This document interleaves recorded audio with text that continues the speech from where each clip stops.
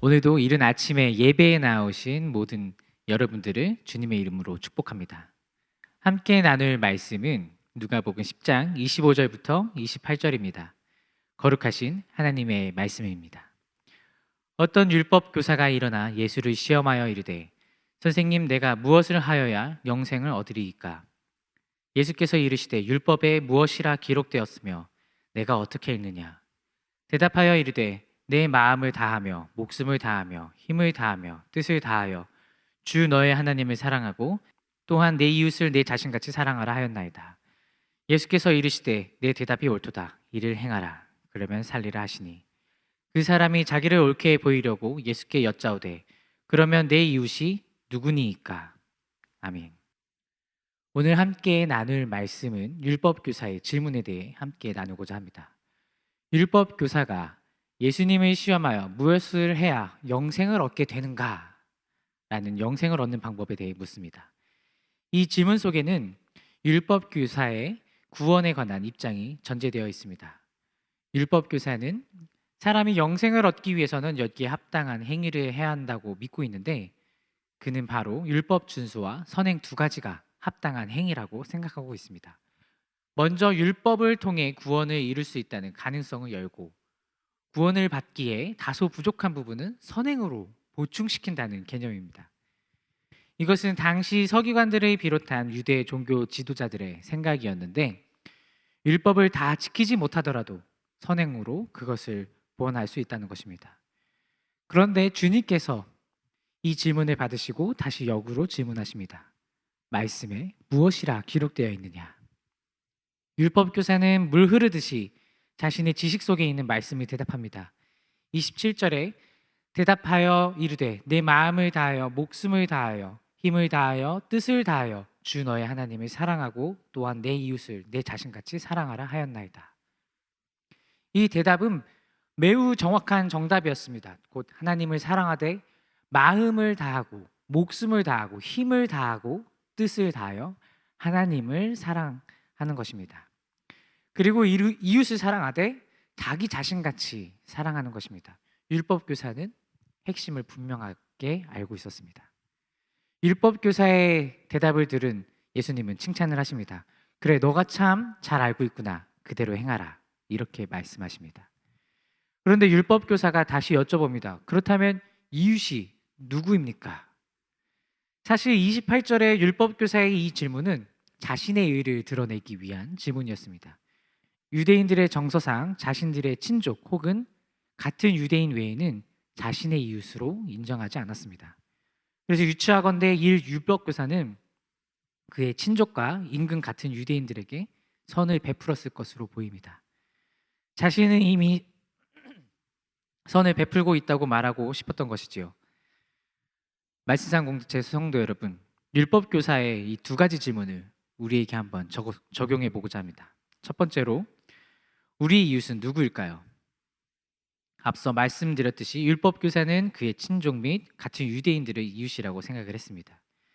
그런데 주님은 이후의 말씀에서 이 울타리를 넓혀야 된다고 말씀하십니다. 우리는 내 이웃을 사랑하라는 말씀을 지키는데 우리의 울타리 안에 있는 이웃들만 사랑하고 있지는 않습니까? 우리라는 그릇 속에 들어오지 못한 이방인들을 멸시하고 무시하는 태도로 혹은 배척하고 있지 않습니까? 요즘 매스컴에 자주 등장하는 것이 바로 인종차별에 대한 내용입니다. 해외에서 이제 코로나로 인해서 많은 아시아인들이 공격당하고 어려운 삶을 살고 있다는 뉴스가 나옵니다. 사실 이러한 인종차별은 예전부터 있었던 것입니다.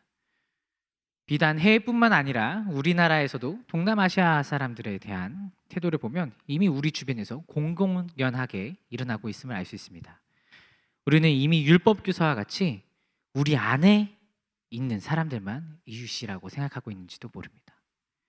두 번째로, 우리 삶에서 어떤 태도로 이웃을 마주하고 있습니까? 아무런 대가 없이 누군가를 위해 나의 모든 일을 제쳐두고 내가 할 수 있는 모든 것으로 도와준 적이 있습니까? 나의 손해를 감수하면서까지 시간과 수고 그리고 물질, 그 모든 것을 아주 관대하게 누군가를 위해 아낌없이 나눠준 적이 있습니까? 이러한 이웃사랑은 정말 어려운 것입니다. 그런데 놀랍게도 우리는 그런 사랑을 하고 있습니다. 그 대상이 누굴까요? 바로 나 자신입니다. 우리 모두는 나 자신을 위해서 그렇게 합니다. 그래서 말씀에 이웃에 대해서 어떻게 말씀하십니까? 내 이웃을 내 자신같이 사랑하라. 나에게 하는 만큼 이웃에게 하라는 것입니다. 하지만 낯선 사람을 위해 그런 일을 하는 사람은 별로 없습니다. 만약 우리가 항상 우리 자신을 사랑하고 보살피는 식으로 이웃을 진정으로 사랑한다면 이후에 나오는 사마리아 사람의 비유는 평범한 이야기였을 것입니다.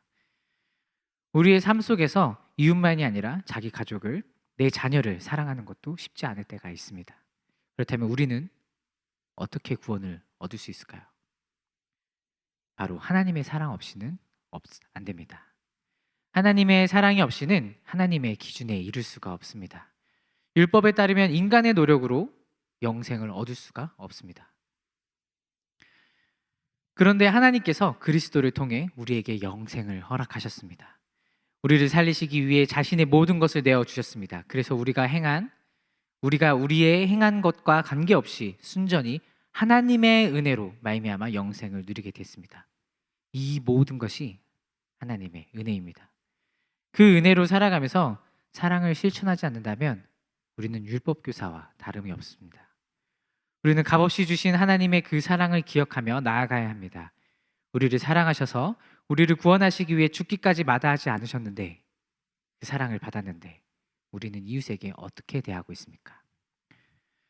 말씀상 공동체 성도 여러분, 도움이 필요한 이웃에게 나아갑시다. 하나님의 은혜를 기억하며 도움이 필요한 곳에, 주님의 마음이 있는 곳에 그 사랑을 전하는 우리 모든 말씀상 공동체 여러분이 되시길 바랍니다. 한없는 하나님의 사랑으로 이 사회와 온 세계를 변화시키는 여러분이 되시길 바랍니다. 기도하겠습니다. 주님, 감사합니다. 주님께서 값없이 주신 그 사랑을 기억하며 우리가 도움이 필요한 자들에게 이웃이 되겠습니다. 저희가 주님을 사랑함 같이 이웃을 사랑하겠습니다. 부족하지만 주님의 본을 따라 사랑하는 말씀상 공동체가 되게 하옵소서. 예수님의 이름으로 기도드립니다. 아멘.